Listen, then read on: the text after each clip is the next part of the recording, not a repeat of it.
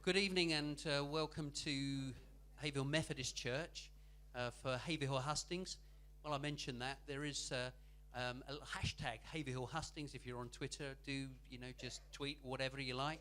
That'll be great. Just a little bit of an introduction. There has been looks like a terrorist attack this afternoon, and in a moment I will ask Peter Goodhall, who's the minister here, just to say a few words and maybe just some time of reflection on that. So, it seemed right that we carry on with this. We don't want anything like that. Democracy must be the winner in all of this. So just a little bit of an introduction as to why Reach is doing such a thing like this. It's because we started a bit of a conversation in the community with a community organizer. So that's asking the questions to local people about the issues, because ultimately, as a food bank, we would love to see ourselves out of business, and so we're actually looking at what we might be able to do to try and just raise some of these issues, and then of course what happened is that election was called, and of course it was just sort of mentioned, well, why don't we have a hustings? Why don't we have a hustings? And of course, that's how it began, really. So what I expected was probably around about 20, 30 people here in the middle of the room or anything like that. But obviously, it's grown way beyond expectation. So one of the things that we really believe in, and it's one of our values, is believing for better. And, that is something that we as Reach, we really believe that, believing for something better for the people who we work alongside, who are struggling with poverty-related issues. We really do believe, that their current circumstances doesn't have to define their future. And so, I would ask that tonight that one of our values is respect. And so I'd ask that we be respectful, that, these are real people. And of course, we just ask that, that we listen and, let's say, do it with respect. So with that, I'm going to ask Peter Goodhall just to come and say a few words and to set the tone of the evening. Thank you, Henry. Good evening, everyone. And on behalf of the church here, may I add my welcome to you all here this evening. Our hearts do go out to London tonight, and we're going to have just a short time of silent respect, a time for thought or a time for prayer.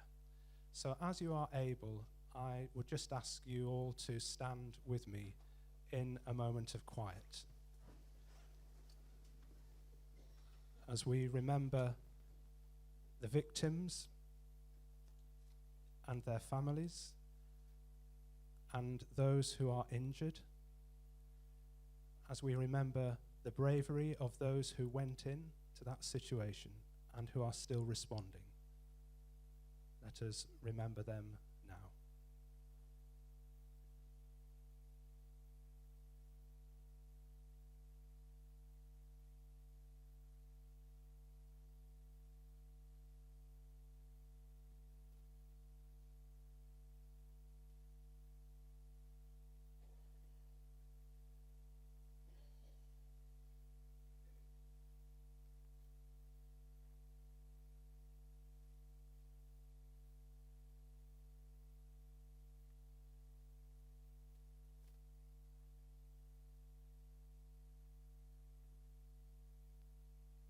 As we all seek for peace and non-violence, may our meeting this evening reflect that. May we meet with respect. May we listen as well as speak. And may we together seek the common good. Please be seated.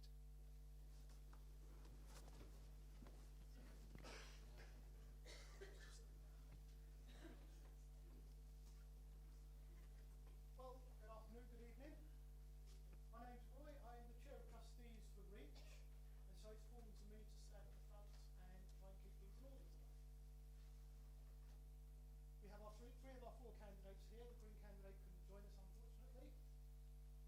We've asked each of the candidates to give a brief opening statement Range of questions. I believe you were all emailed out and offered the chance of sending questions. We've looked at those, we've looked at the broad topics that they covered, and we've picked questions that come from those broad categories. And if there's enough time, we'll throw the floor open at the end. So the more you listen, the more chance you've got of talking later. So I'm going to ask Rina, would you like to kick us off? Thank you. Hello, is that the right level? That's good. Okay, good evening everyone. I am going to refer to notes because it's just easier that way. This election has been called by our Prime Minister, quote unquote, to get Brexit done. And I am here because I firmly believe that we should give the people the final say on that, now that we know what a Brexit deal will involve. And more than that, I'm here to pledge that in a second referendum, I would continue to do as I have been doing, which is to campaign for us to remain in the European Union. And that's because I believe that the best deal for the UK and for West Suffolk is the one we already have as members. And I know that the voting figures around here disagreed with me, certainly in 2016. Those figures are clearly changing, and the people we are meeting on the doorstep are beginning to change their minds as well. I believe that being in the EU safeguards our commercial investments, it safeguards our education and our research funding, it gives us access to training, it gives us access to skilled personnel and existing well-negotiated trade deals. Continued membership gives us workers' rights, health and safety legislation, collaboration on the climate crisis, and yes, free movement. Yes, free movement. It gives us free movement and our young people free movement, as well as free movement for the thousands of EU citizens who have come to work here in our NHS, and as workers in our food processing factories, in our farming, and in our hospitality trades. I present myself as a proven campaigner on social issues. I used to be vice chair when I was district councillor for the Environment Committee in Neardle, next door at Oxford. And I have a background in business. I used to be an events manager and public affairs person. And I have experienced the strain that the NHS and our personal care services are under personally. I'm one of those 147,000 people, we estimate, who have had to change their career in order to take time out to care for a loved one with dementia, my mother. So I have felt it at the sharp end. And that is because our social care systems are failing. I have made my life in this area. My parents, my father was born in Newmarket, my grandparents are buried in Exeter. I lived and worked in Essex and Cambridge. And I got a place at Cambridge University from a comprehensive school. I didn't come from an elite background. I won a place at Cambridge when women didn't normally get into Cambridge. So I really understand the value of education for everyone. And that's why I'm so proud of the fact that the Liberal Democrats want to open up a brighter future for our young people. We are pledging to put money into early years. Let's give those underprivileged people the start they need right at the beginning of their lives. I think it's time for a change. There's an old adage that is, if you keep doing what you've been doing, you'll keep getting what you've got. I think our nation is in that position now. I know it's a big leap of faith to vote differently from the way you voted before, but that's what we as Liberal Democrats are asking you to consider, because we believe we have some solutions, and a lot of other people believe we have solutions as well. If you look at the manifestos, read the manifestos for yourself. Don't believe the polls, don't believe the headlines. Read the manifestos and see what you find synergy with, see what resonates with you. But more than that, look at the independent opinions. Look at people like the Institute of Fiscal Studies who've come out and said it's the Liberal Democrats' economic policies which are truly credible. Look at the independent advice. We want to campaign to stop Brexit. We believe there's a £50 billion Remain bonus if we stop Brexit. Think of what that could do to aid poverty and all the public services in this country. We want to tackle the climate emergency because, surprise, surprise, pollution does not stop at borders. We need international collaboration to fight the climate emergency. Why on earth would we walk away from the organisation with whom we've signed up to the Paris Accord and done so much fantastic work We want to build a fairer economy, and we want to protect our NHS from privatisation and from understaffing. We don't want to be open to US trade deals on the NHS. We don't want to lose more valuable staff. We have lost thousands of nurses this year already. Thousands of EU nurses have left.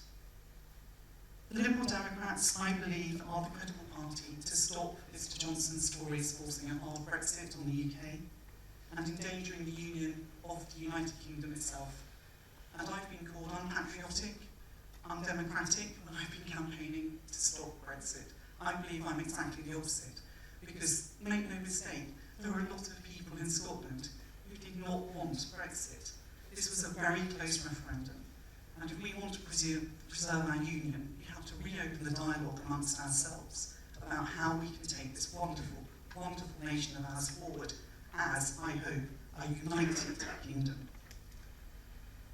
3 million new voters have registered. My hope is that they care very deeply about this election, they care very deeply about the future, and that with me they will agree that the best way forward is to stop Brexit, talk to each other and rebuild our country. Thank you.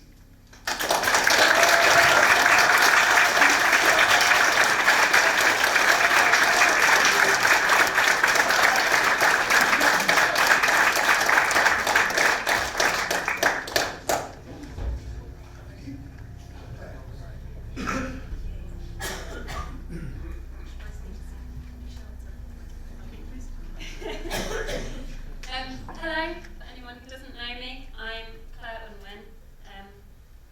I live here in West Suffolk, I work here and I have friends here. My children are growing up here in West Suffolk. My mum and dad and my in-laws are negotiating retired life here in West Suffolk. My nan spent the last few years of her life, received palliative care and died here in West Suffolk. Every decision made in West Suffolk directly impacts me, my family and my friends, the people that I love. When you can't get a GP appointment or register with a dentist because there are no NHS spaces, you don't need to bring that situation and explain it to me. I know, I can't get one either. When you're worrying about your kids growing up in a county where drug dealers prey on our young people, I'm at home worrying about the exact same thing. When you're unable to get a bus or a train and have to drive even though you spend your evenings thinking about climate change, that's what I'm doing as well. If you were campaigning for the closure of the Sure Start centres, I was there on that campaign with my homemade sign and my children. For anyone who's loved, if loved ones have been saved by the NHS, me too, and we're not going to stand by and watch it be dismantled and sold off to the best tender.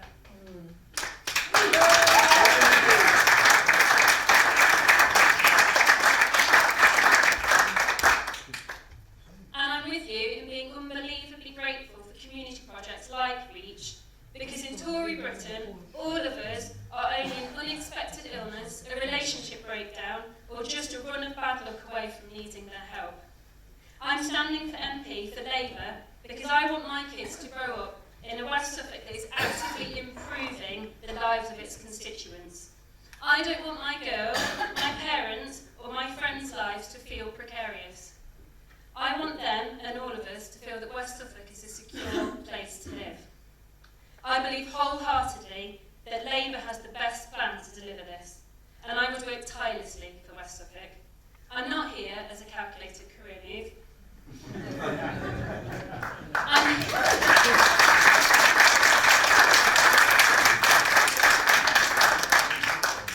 I'm here because for me, it's about fighting for my community, for our future, and for our lives. Thank you.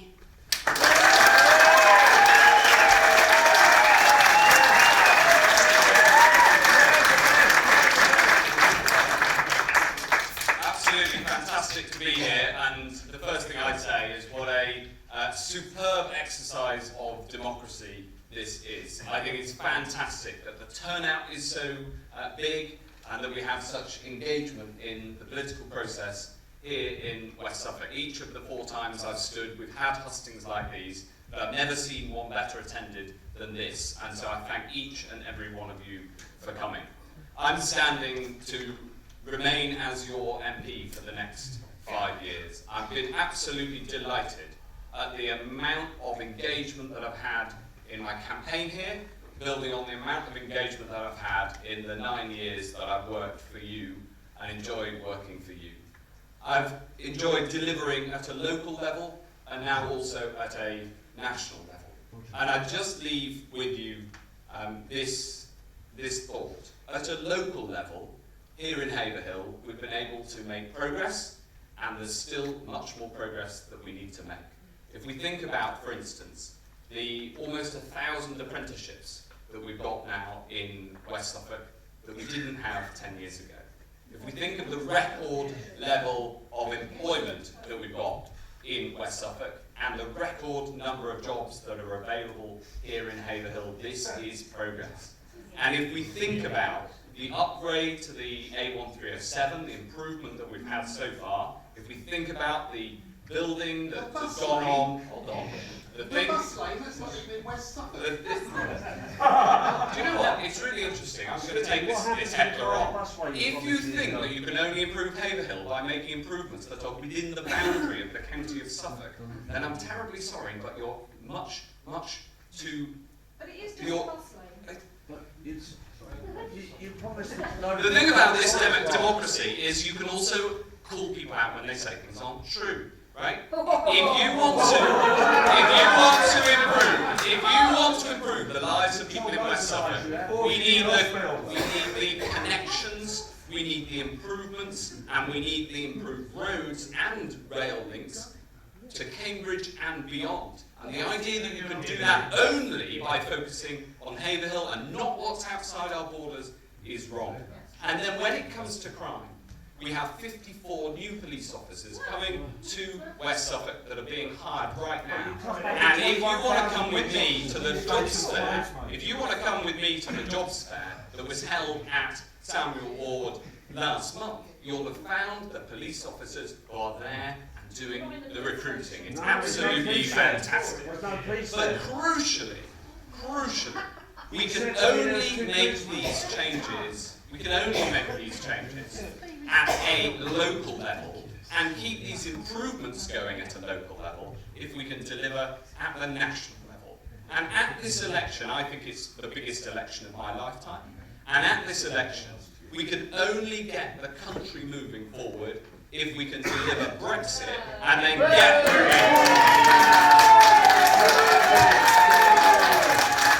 I have been in Parliament these last 3 years.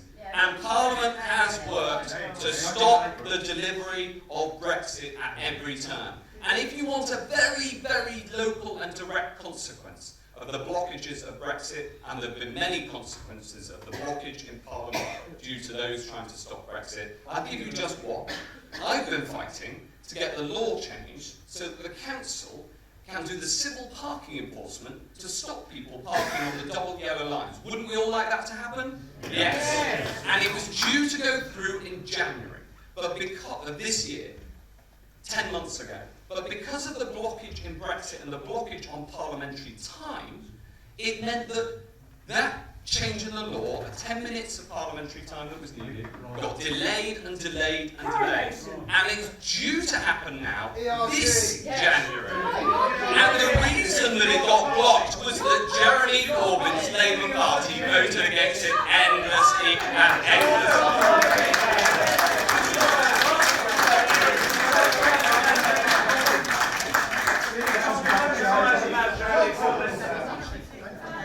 And so, I'll just finish. And so I hope that in this debate, as we've heard, instead of the brickbats and the shouting, we'll have a constructive debate about how to take our country forward. Thank you very much indeed.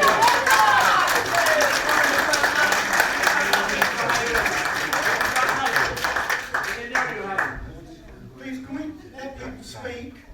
There will be a chance for questions later if we can get through the questions we've organised and people get a chance to speak. The more interruptions there are, the more I've got to stand up and talk.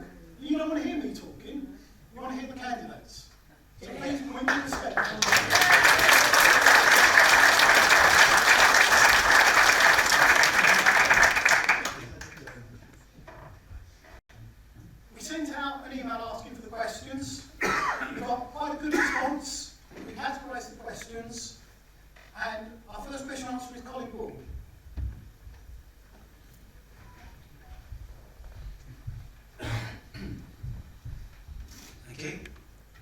Yes, good evening everyone. My name is Colin Paul. You may recognise me as the town clerk, so I should make it clear I'm here purely personal capacity and not asking on behalf of the town council.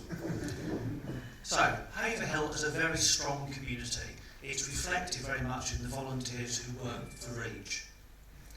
But we're facing challenges that put our town in a worse situation than many others. Recent deprivation figures show that parts of Haverhill are more deprived now in absolute terms than they were in 2015. And Haverhill as a whole is being overtaken economically by other places that used to be worse off than us.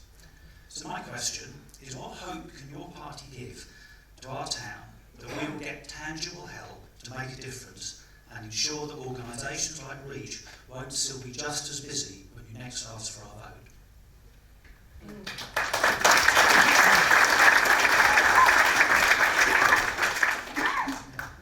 Okay, thank you. I think for me this question falls into two separate parts. So there's the deprivation of funds that Haverhill has been not receiving, and then there's the deprivation in terms of poverty. So I'll look at funds first. So local councils' funds have been cut across the UK, and it's the same in Haverhill. So what we need is central government to start funding our local councils, and those councils can then push the money into the local areas where they need it most. So this is one of the biggest aims of a Labour government, is to fund our councils properly. So we need investment in our high streets, and what Labour is proposing is community investment. So community projects will be invested in. Vacant shops that are boarded up, they can be taken on by the community for use any way the community sees fit, so that the local community is in charge of what will improve their local area. And they know best, they know better than the bureaucrats. We're going to lower business rates. Small and medium businesses will be able to set up shop on our local high streets, leading to vibrant local economies, not big businesses who can pay the high rates at the moment. We're going to have a local investment bank, which also opens finances up to local businesses and local community groups so that they can afford to set up shop. So what this will do is it will lead to a positive feedback loop. We will have investment into our high streets, people will come into the high streets, we'll have increased footfall, those businesses will thrive. Thriving businesses in towns bring extra people in. So now we have extra people coming into Haverhill. We also need affordable housing, because those people coming into Haverhill, moving into Haverhill, they need somewhere to live. The local people growing up in Haverhill need to be able to stay in Haverhill. That's how we get our ghost towns, is people leave because they can't afford to stay, or there's no prosperity, there's no options for them to stay. So we've revitalised our local communities. We've allowed for local communities to stay within their areas if they want to, and they can afford to live there. And then we're going to have investment in education, so that our young people, they are then growing the skills they need to invest in our local economies, especially with the Green New Deal. So our local economies can then be at the forefront of green technology, and this will be available to towns like Haverhill. It can be available everywhere with the education service that Labour are providing. And then we have public transport issues. So Haverhill doesn't have a railway station. I don't know how we expect businesses to invest in Haverhill when it's so difficult to get here. So I came from Mildenhall. We have small country roads coming to Haverhill, and we have no train service. So we need a link between Haverhill and the rest of the local economy. So that's in terms of what we can do to help the local economy thrive. That's what Labour is presenting. That's what I would do as a local MP. I would push all those policies forward. Into deprivation in terms of the poverty, the absolute poverty you talk about in Haverhill. Well, that, for me, that's been brought on by a combination of punitive welfare reforms and 0-hour contracts with no job security. So people have, first of all, we have people who are working, who are in work poverty. 0-hour contracts are just a way to exploit the workforce.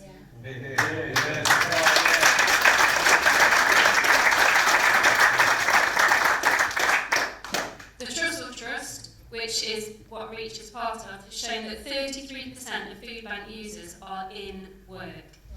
That is like, it's unbelievable that we live in a society that thinks that it's okay that you can work a 40-hour week and you still can't afford to buy your own food at the end of that, because your rent prices are so high, because your 40-hour work has been underpaid and undervalued, and because maybe you're suffering from the mental health stress that then comes with that overwork and that undervalue. We've got people who are sick through no fault of their own, can't work, and this is where the travesty of universal credit comes in. So if somebody now switches from any of their benefits onto universal credit, they face a 5-week wait in their finances. So if you are living on disability living allowance, you are just scraping by. You haven't got a pot of money to wait for 5 weeks until you next get your payment. You've just been keeping your head above the water, and then you're moved on to universal credit. Basically, you are being put in debt by the government as soon as you move on to universal credit.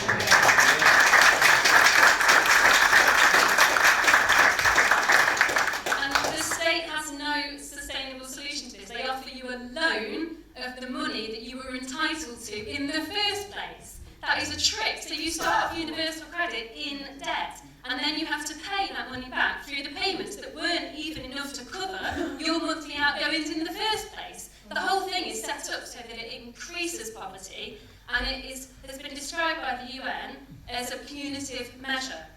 So the hope that Labour offers is to completely redo that system. So to start off with, people on universal credit will have access to an emergency fund so that they can afford to live while the situation is being formulated for the new benefit system. No one else will be moved on to universal credit so that nobody else has to suffer that 5-week wait. We're going to scrap the work assessments that have seen people who are dazed from death being told that they are fit for work.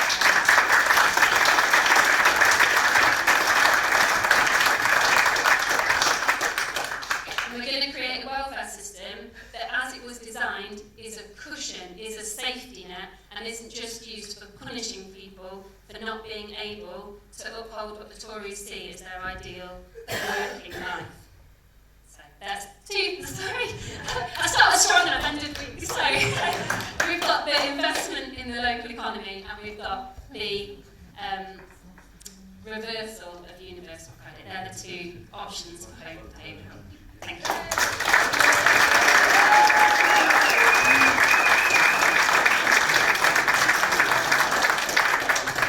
Well, firstly, thanks very much indeed for your question and for your work running the town council along with the councillors, and you do an absolutely brilliant job.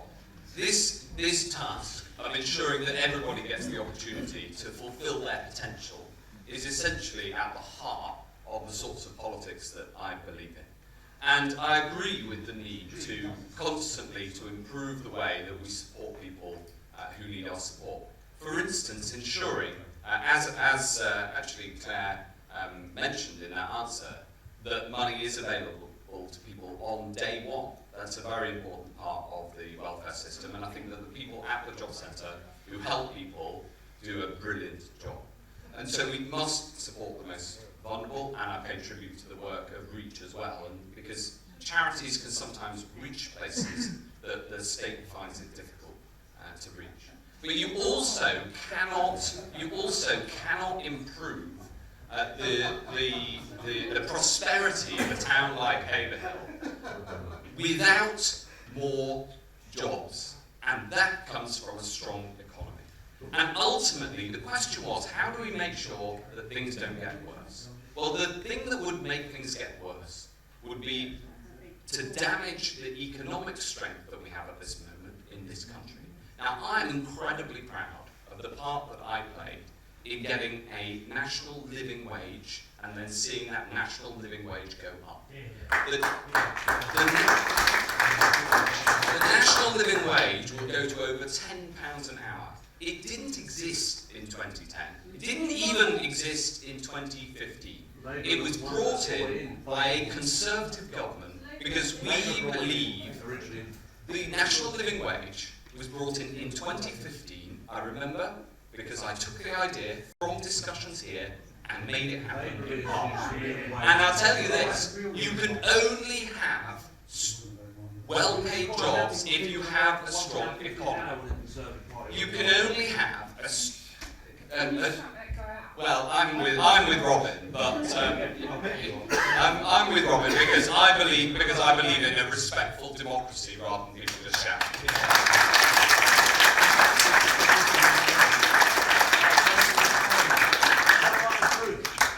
And I also think that the behaviour of the audience sometimes tell you a little bit about the different parties and what they've got on offer. Thank you very much. Well, maybe there'll be some fire. Now, and I'll tell you this final point, okay, on this. You need a strong economy. Without a strong economy, you don't get good jobs. And the biggest thing we can do to get this economy even stronger, the biggest thing we can do is to get Brexit done and get the investment coming in. Because I know that there's investment that's pent up and ready to go, and we've got a great deal, and we're ready to put it through, but only if we get a majority. And I'll tell you this too. I'll tell you this final point. The worst thing we could do, and the thing I really worry about, is the type of irresponsible economic management that's offered by Jeremy Corbyn's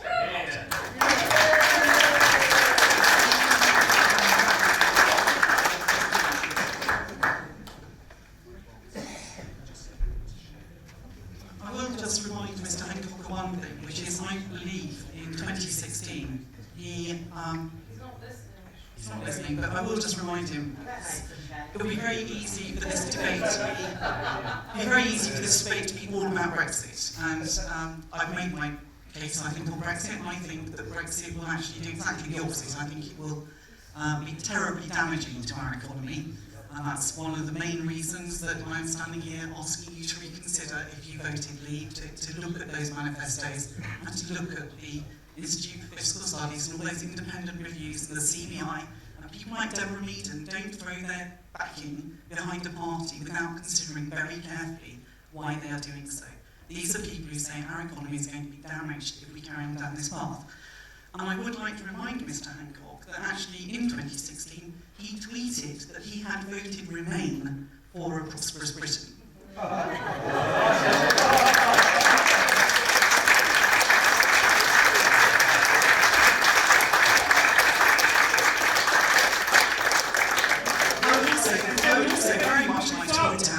That we are already the fifth biggest economy in the world. We are already a prosperous country. And yet 1 in 5 people in this country, as Claire has pointed out so eloquently, live in poverty. That is an absolute disgrace. 25 years ago, I was a fundraiser for the YWCA. We built a homeless hostel for young women. That hostel, I was alerted this year, is now under threat because of local government funding cuts. And yet tonight, just make sure I have got this right, because I nearly didn't believe the figure when I checked out. Tonight, in this country, 5,000 people will be sleeping rough. 5,000 people will be sleeping rough, as they do every night. That is absolutely outrageous. And what are the thousands of houses that are getting planned locally? How many of those are truly affordable? How many of them are going to be social housing? That's what we need. We need social housing, we need affordable housing, not great big developments that are not fit for purpose for the people who actually need housing. So we also want to reinstate local government funding. Underpinning all of this, we want to invest £6 billion a year to make the benefits system work. We've stated that we feel the first payment on benefits should be reduced, it shouldn't be 5 weeks, it needs to be 5 days. Once you're signed up, you need to get that money, you need to have it in your pocket. We want universal access to basic services, including a legal right to food. The fact that people have to depend on organisations like this in this country is absolutely outrageous. We will create a £50 billion programme to rebalance investment between historically poor and historically rich areas. And that should be taken at a local level. That's why we need to increase local government funding. It's only too easy. When I ran a Home Start scheme in neighbouring Essex, we always got overlooked because we were the M11 corridor and we're wealthy. Well, you tell that to the people of Castle Point, because there are pockets of rural deprivation all over this country. It's no good looking at one region and saying, oh, that's wealthy. We all know that's not true. We know that's not true for somewhere like Haverhill. There are people here struggling to make ends meet. We have to do this at a local government level, where you know what's wrong with your community, and the people in Westminster need to listen to you. On a personal level, I think we are the only party who are planning and want to lobby for an increase in the local housing allowance. Because one of the biggest problems is this problem of people going out to work and still not being able to afford their rent, still not being able to afford their food. So we have to, absolutely have to, increase that housing rent allowance to make rented accommodation affordable for these people who are trying so hard to put food on the tables for their families and still can't afford to pay their bills. So that's a summary of some of the things we want to do. I could go on, but I'm very aware of time and there are other questions, so thank you.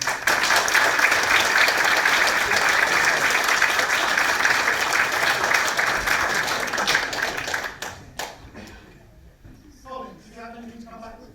I'd like to come back then. Thank you. And I once again, please ask you, be respectful when people are speaking. We want to hear from all people. We don't want people shouting over one candidate in particular because you disagree with them. Please listen respectfully, or we'll have to ask you to leave. As long as they tell the truth. They're allowed to have their say, but they're not allowed to lie. Because that's not the same. Yes. That's not the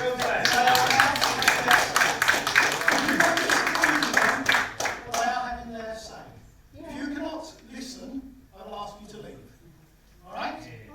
Please listen respectfully to all candidates.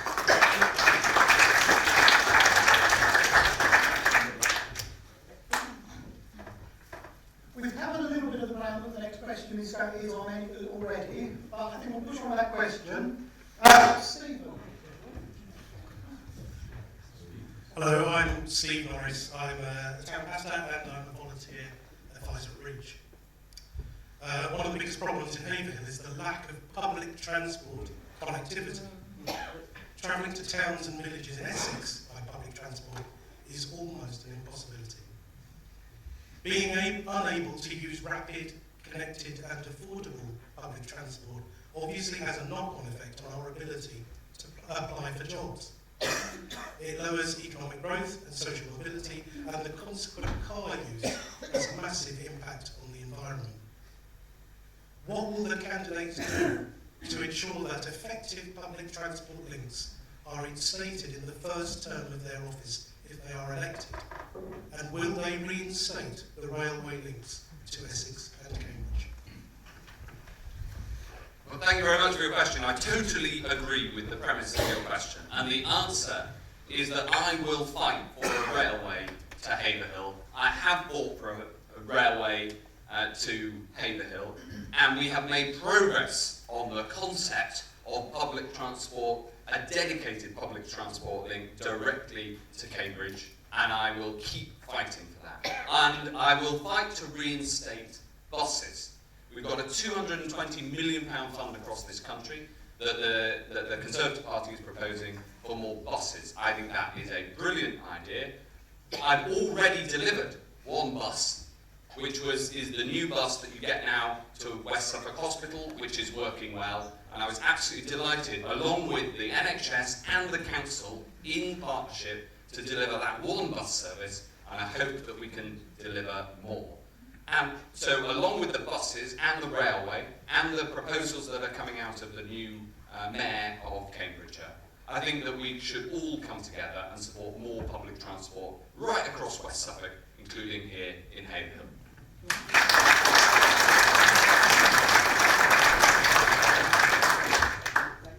My goodness, I'm in danger of sensing that you might have candidates agreeing on something, which is it's always a pleasant point in the proceedings.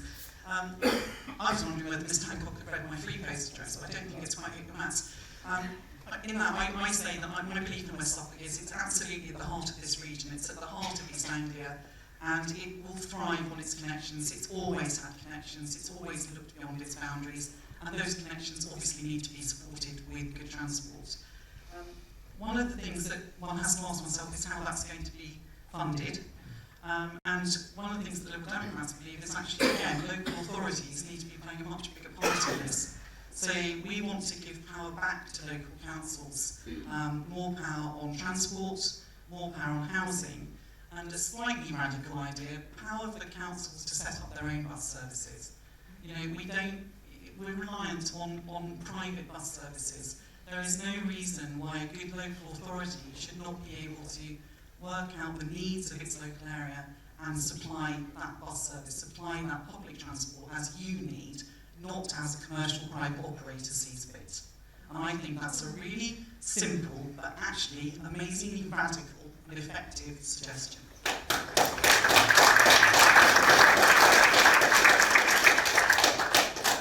In terms of railways, I completely agree, we do need railway links. We want to set up a railway agency, so we, if you like, depoliticise the whole situation with the networks that our railways operate on.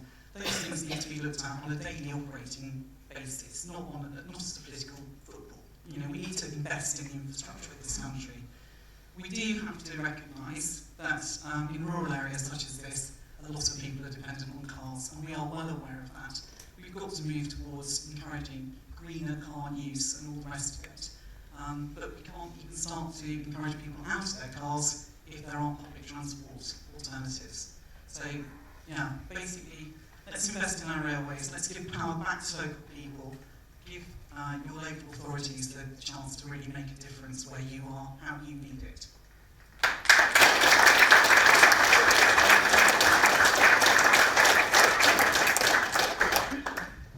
And we segue nicely into nationalisation of our railways.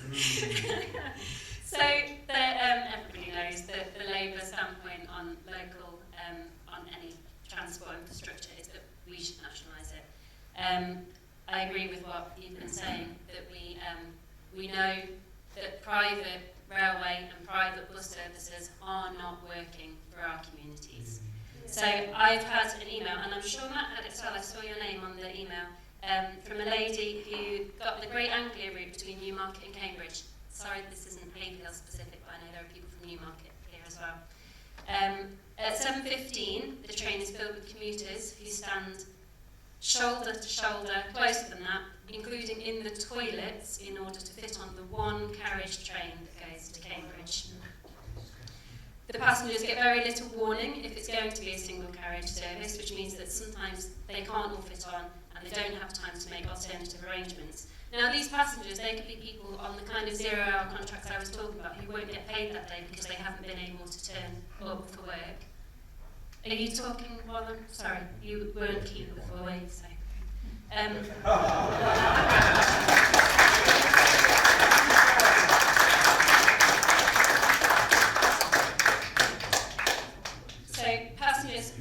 passengers who might be going to care for somebody, provide services they need, who could be waiting in bed waiting to get up because those people haven't been able to get that single carriage train. That's just an example of the inefficiencies of private trains. Like when profits are put above the service, you get a poor service. It's quite simple. So that is my case of nationalising the railways.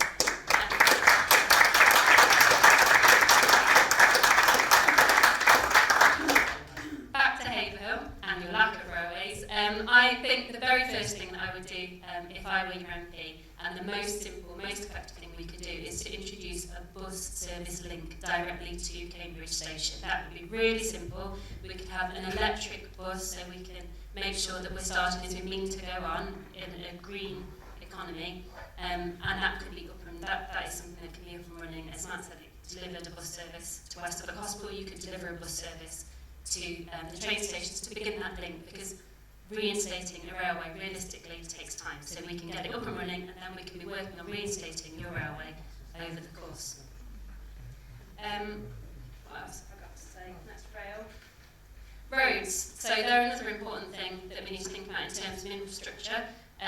We have a problem in the sense that our upkeep of roads is not safe. I know driving to Haverhill, the potholes are really dangerous. It slows ambulances getting to the hospitals.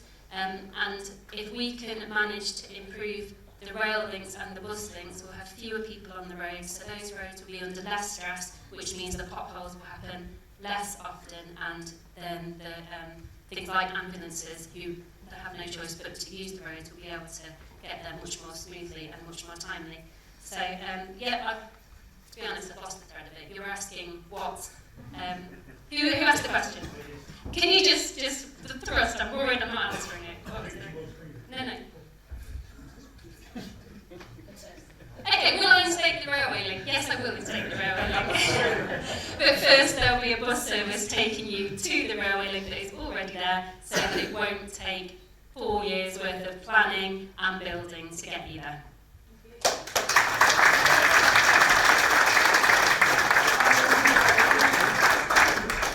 Just at the danger of this becoming a love-it between the candidates, because I agree about the bus link. I thought this idea of the council being able to start their own bus service is an excellent one, and at the risk of being all coalition-ish again, I thought that was an absolutely. I thought that was a terrific idea, and I might even pick it up and take it forward.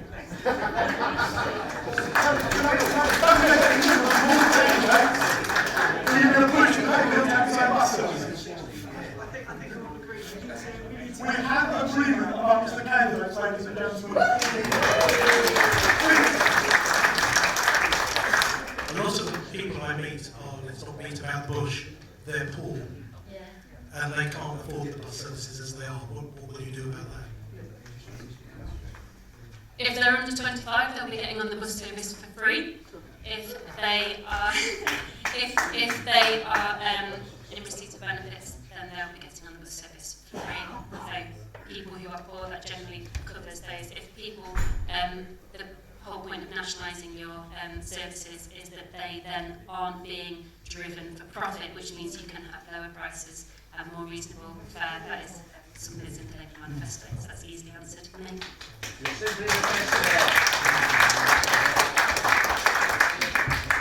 I make a point on all this? This is great, it sounds marvellous, but none of the MPs have said where the money's coming from. No. Now you cannot keep on saying we're going to have a new railway, we're going to do this or that. The other, I don't want to really pull all the candidates together again. The Liberals is the best idea. I'm not a Liberal, but the Liberals say, and they costed exactly their policies in the National Health. And there's no point in having all these things unless we're fit and healthy to enjoy it. Come on, Mr. Chairman. I'm just listening to what people are saying, if you don't mind. I want to learn what people are interested in as well. No, I'm coming to Now, the question is, where is this going to be funded from? I believe the answers are in people's manifestos of how they're paying for things. I'm not going to ask how they're going to pay for individual questions that people have come up with tonight. People agree that each of the parties has got a manifesto out, and there are costings against all of them. I have copies of them here if you want to take copies tonight. So I would suggest that's the way to do it. What we're interested in is how they're going to approach these issues. Well, look, can we just finish? No, sorry. I can't finish this point because it's very important. The Liberal... Thank you. Yeah, but you cannot run it, you can't say that. Sit down.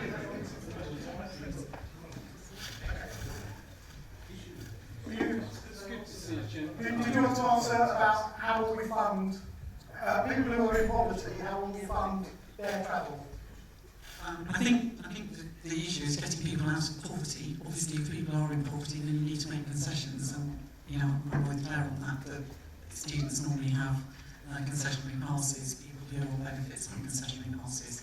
I would have to double check the details of our policy as to what we would do about bus passes and rail passes, unless there's anybody in the audience who can remember it better than I can. But I'd be very happy to get back to you on that if you like. But the main thing for me is that Matt did mention the living wage. I would like to point out that living wage doesn't apply to under 21s. And it did have a bit of an infamous quote about under 21s being unproductive, which I have to say my only just turned 21-year-old daughter slightly took exception to. So I do think we need to look at the living wage in terms of all ages, because once you're working in your rental doesn't cost any less if you're 19 and moving out of home than it does if you're 22 and moving out of home.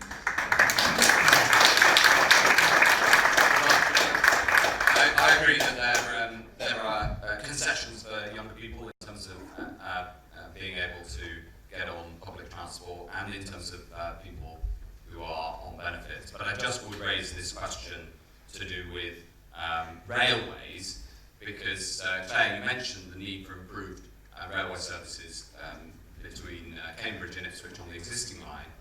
Actually, within the next couple of months, we're getting new rolling stock with a new service that is a minimum of 3 carriages. It's fantastic. I think it's really exciting. In my time, my 9 years as MP, the number of people who use that railway has more than doubled, which is terrific.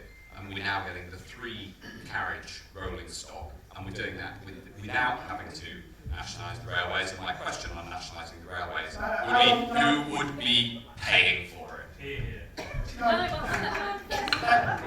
We're not going down that route at the moment.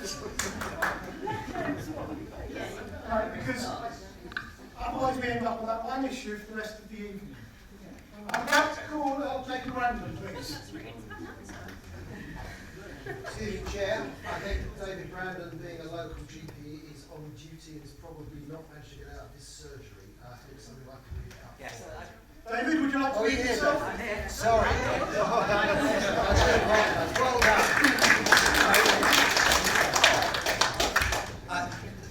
I'd like to, before I ask my question, like my fellow questioner did, point out that I'm here in a personal capacity, not representing my employer.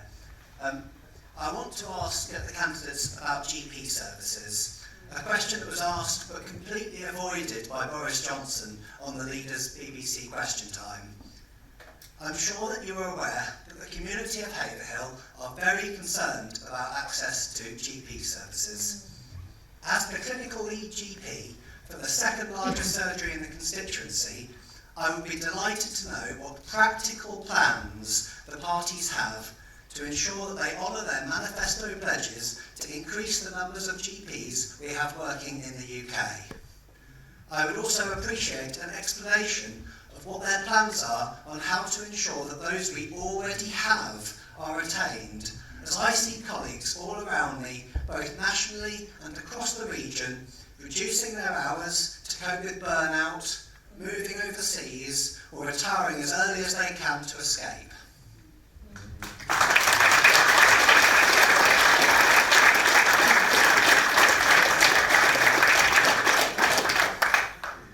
We've only got about 10 minutes left this evening, so can I ask you to be as brief as possible on such a large issue? I know it's tough. Can we extend the evening slightly? So Yeah, it depends on you. I can't. I'm not sure if we can, but. I think the 2 main issues here are in the question, which it's about recruitment, but it's also about retention. Recruitment is at many levels. There's the issue of recruitment within the medical profession itself, with regards to GPs. In 2015, 71% of junior doctors were electing to go into general practice.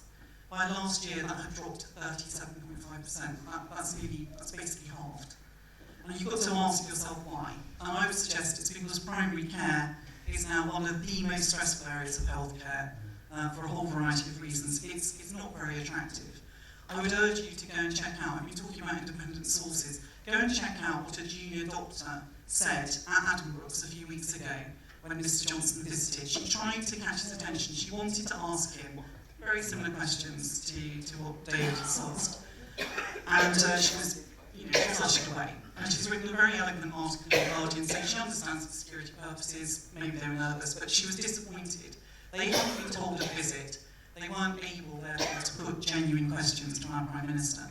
And what she's written is that students like me see the day-to-day reality of funding shortages, despite the promises the number of GPs keeps falling. And I think we have to deal here with a very real issue for GPs, which is stress. And that, I think, comes partly from the whole structure of our healthcare system. The flow between primary care into hospital and then out again to primary care or social care simply doesn't work. Patients can't get hospital appointments, so they remain under primary care too long. And when they do finally get their hospital appointments, if it's a hospitalisation that requires a certain amount of aftercare, they can't get out because there are, particularly with geriatric patients, there is no social care available for them to be possible. And it's a vicious circle. The patients get in, they get stuck, they don't get out, and meanwhile the poor old GP is constantly having to deal with a chronic condition. And things like hip replacements are a classic case in point. They're deteriorating and people can't get in. In terms of here locally, I know that particularly there have been incidents of people seeking bariatric care. They've been sent away as far as Luton and Dunstable and London for this kind of care. One of the other cases, one of the other problems is the terms and conditions for doctors, and it's a little bit controversial, but there's been a big hoo-ha over the Conservative measures for doctors' pensions. The result of that is that some doctors, so when doctors work extra hours, they end up actually paying to work, so that has to be looked at. And the final thing, sorry, this is a really important point, the final thing is EU. 4% of our GPs are EU residents, EU citizens.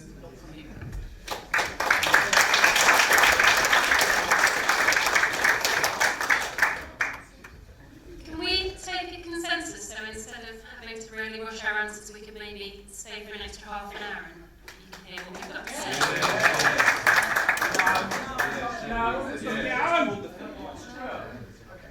Thank you.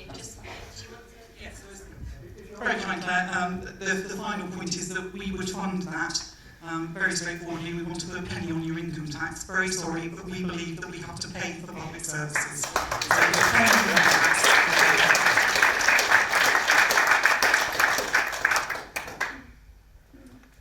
Okay, so the Clements practice and the Haverhill family practice have 63 fewer GPs than they had in 2012. 63% fewer GPs, sorry. Thank you, I was about to get it really wrong then. This is 65% less than the national average, and in real terms it equates to 7 GPs for 30,000 patients. Well, do you want to see?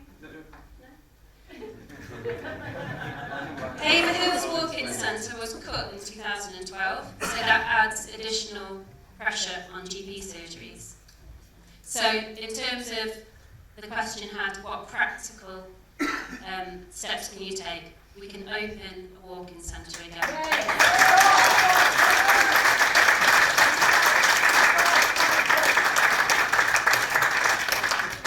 Local wraparound services like health visitors, which were cut by 35% this year, adult care services cut by 12 million in Suffolk since 2017, housing support services, which put adaptations in houses and things, stop people falling, they were cut by 1 million in Suffolk in 2017, and Sure Start centres, which pick up issues like postnatal depression and early childhood illnesses, they're being cut right now as we speak.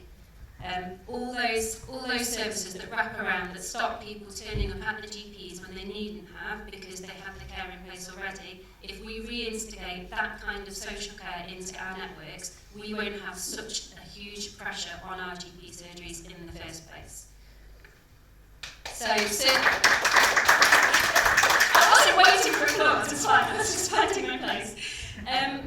Recently, the Clement surgery had to remind patients not to be abusive when they went into the surgery. Now, I totally understand that patients are sick and scared and frustrated, and this leads to behaviour that is inappropriate but understandable in the circumstances. But the GPs, they don't want to be subjected to that behaviour, and you're never going to be able to recruit new GPs if when they're looking at the service, what they see is a service that is overstretched, that is suffering from abuse from their patients, and that can't provide the patient's needs. They're not going to feel good coming into that profession. They're going to go and work elsewhere. So in practical terms in Haverhill, what we need is an incentive for GPs to come and work here. We need to be employing not one extra GP, but 10 extra GPs at once in the practice, so that workload is spread, and therefore the patients aren't frustrated and they aren't angry when they come in. If we can do that, and we can put the wraparound services in place. How do you get them in? Sorry, where do you find So in terms of where you find it, so there is only a 10% deficit in GPs in this country. What we're seeing in Haverhill is they've got into a negative feedback loop where the practice is struggling so much that they're not being able to recruit the GPs that are being recruited in other areas of the country. So if we can break that negative feedback loop, that helps. And also, I'm perfectly comfortable with employing GPs from overseas while we train our own. And I think that's kind of where you were coming from with the EU side. I'd like to keep the ones we've got. And well, retention, that will improve with the breaking of the negative feedback loop. If we have those services, then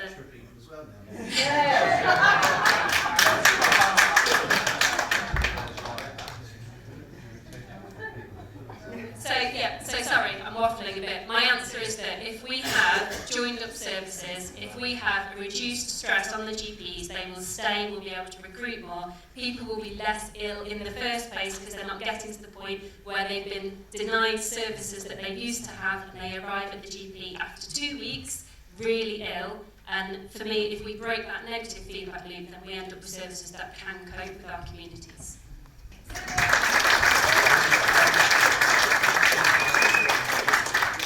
Well, I certainly agree with breaking that cycle. And David, I just want to start again by saying what a brilliant job you've done since arriving here in town. Absolutely fantastic. And the leadership that you've shown, and if I may say so, including by coming and asking a question on your home territory about GPs, I think it's brilliant. And I'm delighted that the surgery is now stabilising and in fact strengthening, and I understand that there's further news, including very soon. There's going to be good news. I don't know whether in Perda I'm allowed to say it, but there's more good news to come. But there's a new GP due to join on Monday, so it's a great. That's another step forward, but there's a long way to go. I think that nationally, of course, we've got to recruit more GPs. I'm delighted that I'm not sure about the figures that you came up with about the GPs, but the good news is that this year we have a record number going into GP training. We set a target and we exceeded the target, and we've just had 2 years of record numbers of people choosing to go into general practice. I think that is terrific because I believe very strongly that prevention is better than cure, and we need to get more support into our GPs. Was really pleased with figures out this week showing that the number of vacancies in general practice, this is nationally, has started to fall, and that fall is matched with what we're seeing here in Haverhill. We do have to tackle the pensions issue, and we took action on that last week, and we need more GPs, and we are committed to funding and training 6,000 more GPs. In your question, you specifically asked for practical plans. The practical plans include more GPs in training, including locally in North Essex. There's a new medical school that is, I went and saw when it opened, absolutely fantastic, and people tend to practice close to where they train, so that's good news. We've got to improve retention, so making sure the pension rules work practically, and we've got to recruit from abroad. The new NHS visa will help to do that. We've lifted the cap on numbers who we can recruit from abroad. But overall, there's one other thing that we've got to do. And we've got to do it as a society, and we've got to do it as a town here in Haverhill. And that is, we've got to use GP services with responsibility. The number of people who book an appointment and do not attend is far too high and needs to be brought down. So I think we need to put our taxes into a stronger NHS, and we need to use it with responsibility too. And then our GP services and our NHS can go from strength to strength. There's one final thing I want to say, which is that if you elect me as your new MP, I will campaign for a new health hub in Haverhill as part of a community hub in Haverhill. I've seen it work elsewhere, and we're going to make it happen here too.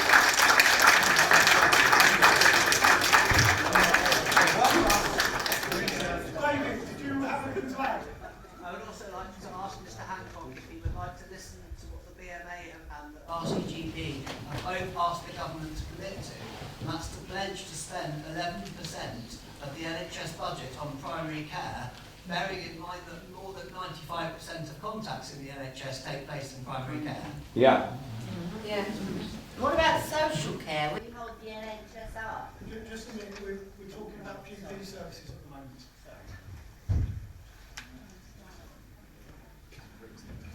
Do you want me to answer that question from David?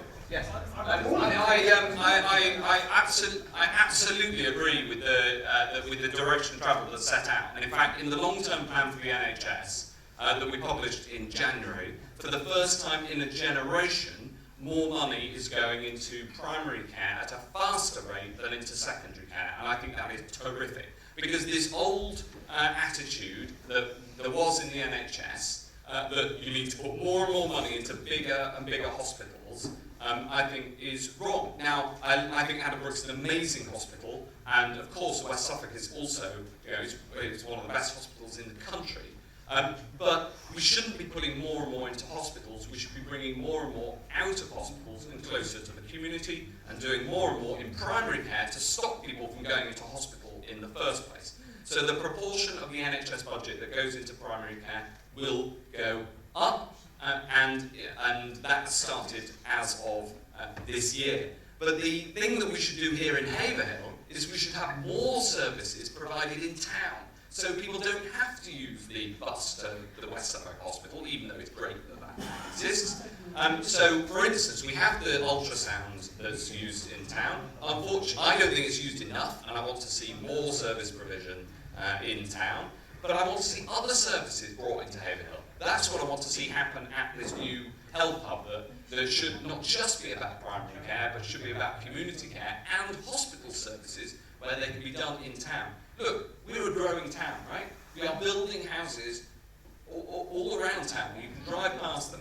And so we're going to need more health provision in town. And I pledge to you that if you elect me, that is what I will help deliver.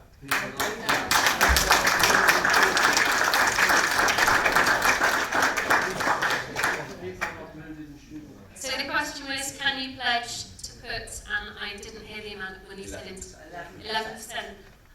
I can confess that I don't know what the 11% would come to in real terms. I can tell you that in the Labour manifesto, there's a £26 billion rescue plan for the NHS, which includes £2.5 billion for primary care services. I'm sorry, I don't know what percentage that is of the As I understand it, we're looking at that pledge, and just as we are doing with the pension situation, our recommendation is that we should be discussing with the medical profession what should happen. So my understanding is that we're committing to that pledge, because we see how absolutely vital it is. And with regard to the pensions issue, Mr. Hancock has indeed made emergency measures for this winter, but it's a short-term solution. We need to talk to the medical professionals about how they want that pension situation restructured. Steve Webb, who was the pensions minister, the Liberal Democrat pensions minister in the coalition, has described it as a fundamentally complex and flawed. He's really not very impressed with the pension arrangements for doctors at the moment, and sees it as something that is a real disincentive to recruitment. So that is something that must be looked at. Thank you. This next question from the audience, I'm hoping will not provoke any outbursts from the audience. I would like the candidates to have a clear chance to answer. And I'm glad my only rider on the end of the question, which I don't know about yet. So, Stephen Norris, Neil Holloway. Hi, my name's Neil. I'm a postman and a proud member of the CWU, which at the moment are suffering at the hands of vicious anti-trade union laws. My question is, how much importance do you place on honesty in an election campaign? And if elected, how important would constituents' concerns really be to you? And this is local things, for example, the recent Suffolk County Council school transport changes, where help was, I'm afraid, severely lacking for parents. Severely lacking. The question you were sent in was... That was the question I sent in. That's not one I saw. Okay, one I saw stopped in the election campaign. It may have been truncated when I saw it. I apologise. How do the candidates feel about honesty in the campaign? I would like to add also, you all come up with manifestos. How can we track how you're doing against your manifestos?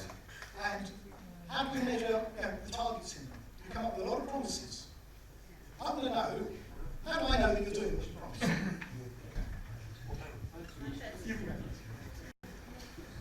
Okay, so the last bit of your question, how do you know that we're doing? I actually think it would be a really brilliant idea if manifestos could be held up every year and we could look at our governments and say, you promised to do this, are you on track to do that? I would be very, very happy if we could institute that yearly so that we can monitor our governments, and so they are held to account, because we are in danger of elections just being used as a list of things we would like to do, and then people get in power and it doesn't happen. So I'm with you there. Now, the question about trust in politics, this makes me really sad, actually, as someone who's really passionate about the good that politics can do. Whatever our personal morals are in terms of how much the state should help people, we should at least be able to have a discussion based in facts where we provide people with a chance to make an informed decision. This election and this Tory administration has mutated our discussions to ones riddled with deceit and fake news and intentionally aggressive and divisive rhetoric.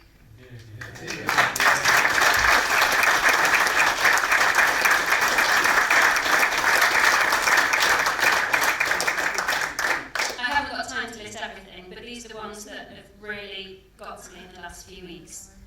The fake fact-checking service on Twitter. Absolutely. Yes. The fake Labour manifesto website. That was a good one. Absolutely. Shame on you. Your flagship policy of 50,000 nurses for the NHS.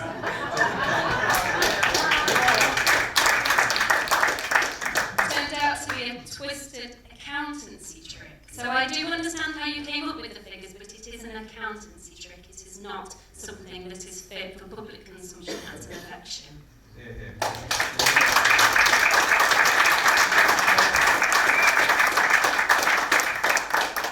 Johnson's entire track record is seeped in lies.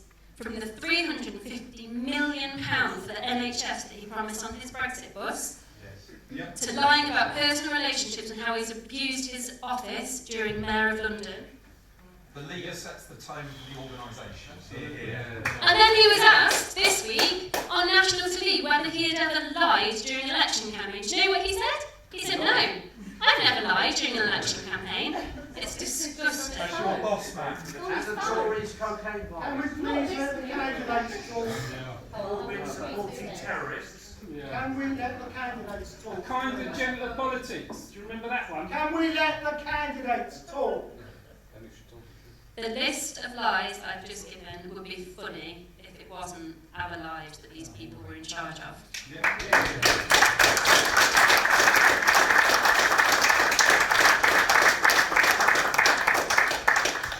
And trust goes a bit further than that. So I was involved in the Extinction Rebellion marches in London recently, and I was one of the people who was arrested for standing in Trafalgar Square, as we have been told was our right. Now, this is an example of the government using police force to squash our democratic right to protest. And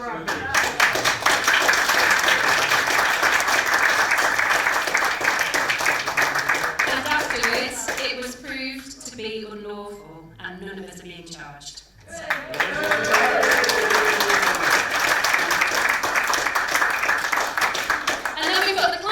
Last night, where Boris Johnson didn't feel like he wanted to turn up.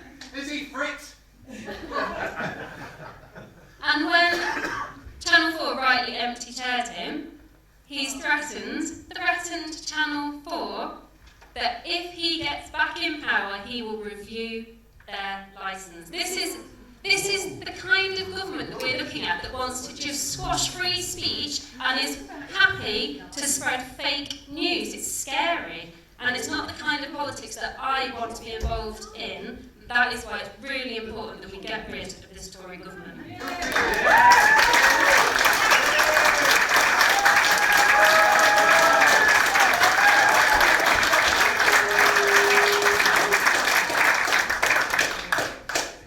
And it does filter down. You're right, the leader does set the tone. Matt, I've got your leaflet here. Someone's taken a picture of you with that, so you're just going to look like you're voting Tory. More fake news for the Tories. Anyone who knows me will know that's a fake. So on your leaflet it says, we're delivering a new building for Mildenhall College Academy. We've increased funding in our schools, backing rigour and good teaching.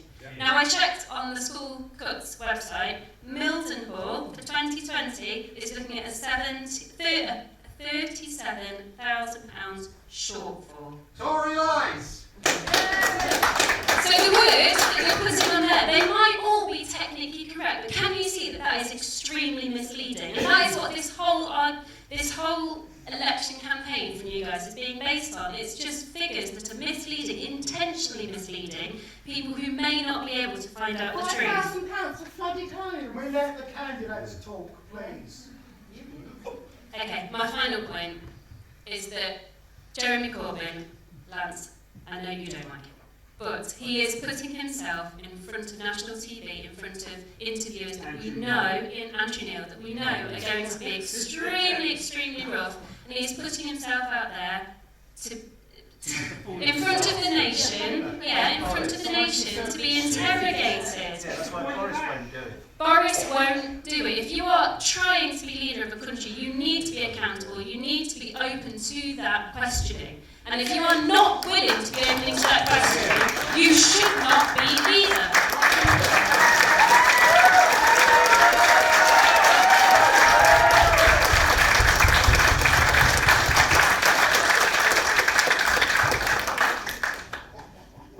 There is nothing that infuriates me more than the debasing of the political debate by accusations of inaccuracy or misleading that are themselves not true.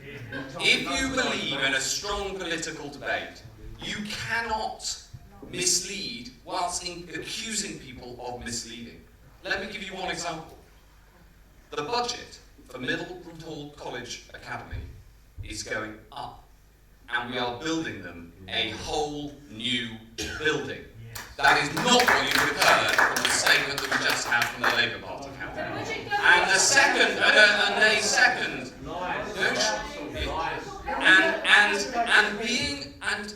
and to simply shout lies when facts are given just shows how out of touch the Labour Party and its supporters are. And the next point is this. The next point is this. When commitments are made, I agree, they should be followed and tracked, and they should be done so with accuracy. So mark me at my word. We have committed to increasing the number of nurses across this country from 280,000 to 330,000. That's an increase of 50,000. 50,000 more nurses. That is our commitment, and we will make it happen. And that commitment can be tracked, can be followed, and it is a debasement of the political debate to say anything else. And I'll end on this point. There is one thing that I am more passionate about ridding from our politics than anything else. And that is the anti-Semitic, outrageous, racist attitude of Jeremy Corbyn and anybody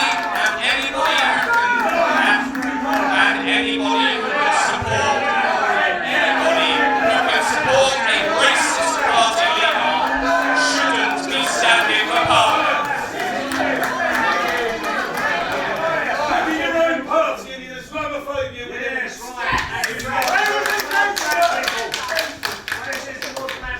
Right, ladies and gentlemen, I do not want this to descend into name calling.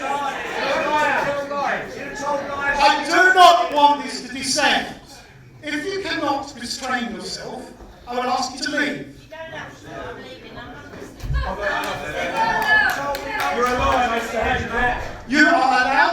different opinions on whether you believe these candidates or not. Yes, there are. Now, them and lied to me. I've worked in social care for 42 years, and in the last 9 years, before I've people seen leave my and people discuss. marginalised and hurt by your government. Before people leave and discuss, don't leave, stay.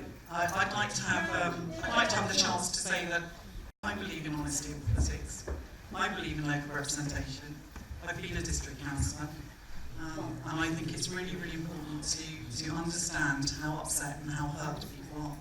And I think if we look back over the last 3 years, we have got a trail of different people believing that different promises are broken. I've been accused of breaking a promise to the British people because I won't stand by that first referendum. And we all have to understand we come at things from different perspectives. I believe that first referendum was advisory, and therefore I have the right to argue against it, to put it back to the people. I mean, that's just... I believe, yeah, and you may, and I completely see that many people may think that's ridiculous, but that's my opinion, and I'm putting myself forward, and you can vote against me. If you disagree with me, you vote against me. I think the critical thing here is how do we mend our broken politics? And Matt, I'm sorry, but tricks like putting up that thing during the leaders' debate is not going to help. And I'm frankly, I'm disappointed in, I've been a candidate on and off for many years, and I've met fantastic fellow candidates from all parties. And I have to put forward the point that, okay, Mr. Hancock or Matt is here, he is still paid to be health minister. Claire and I aren't. Most of the people you'll meet out campaigning, we're not paid, we're volunteers. So all of us in politics, most of us in politics, come into it because we want to achieve something better for our communities.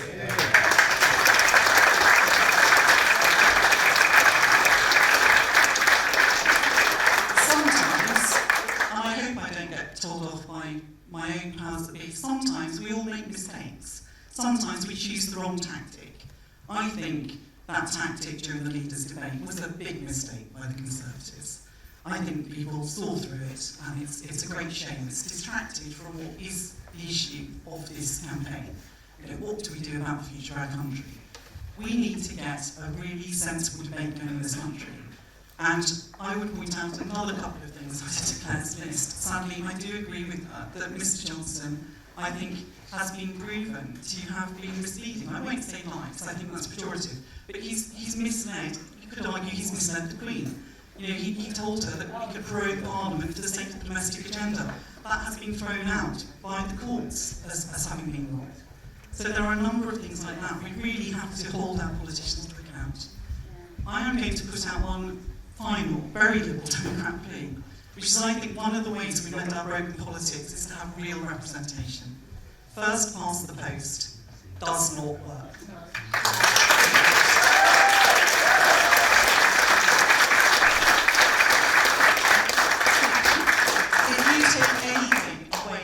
Meeting me tonight, regardless of whether you choose to vote for me, believe this one thing: I am here for the good of my country, I am here for the good of this area where I have grown up and made my home, and I'm here for the good of politics, because I believe politics should set the framework.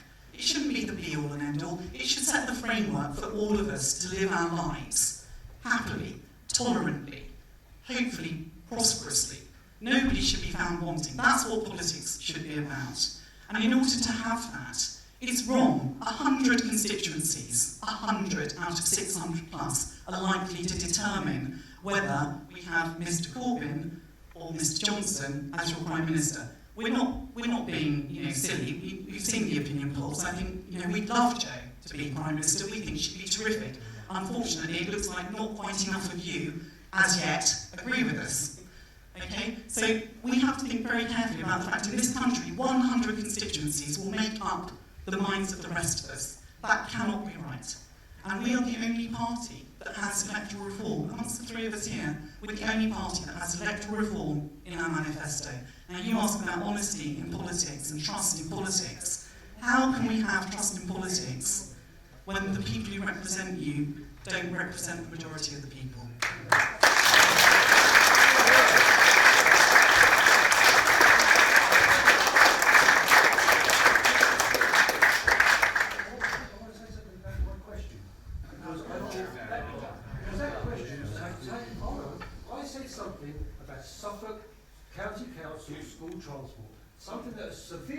affecting a hell of a lot of people in this county and the part of the county, the part of West Suffolk that I'm from. And how is it answered? It's answered by anti-Semitism, he says. So the question that I put to the candidates was about the honesty in politics. I asked them to answer the question on honesty in politics. All the candidates addressed the issue about honesty in politics. Not all of them addressed the answer of how we could look at the manifestos and come back on that. But I will take their answers on honesty tonight. I didn't put forward the question about Suffolk Transport to them when I prepared them earlier. Well, you won't get an answer because I never did. Well, email your MP after the election, see what they say. Can I just say something? I'm afraid our time is up tonight. Is Suffolk County Council he wants to get in touch with? I'm a county councillor, he's one. Can you two? Why is Suffolk County Council? Right. Why can't they do it? Because they're funds. Look, I don't know if this has been helpful at all or anything like that. As I was saying,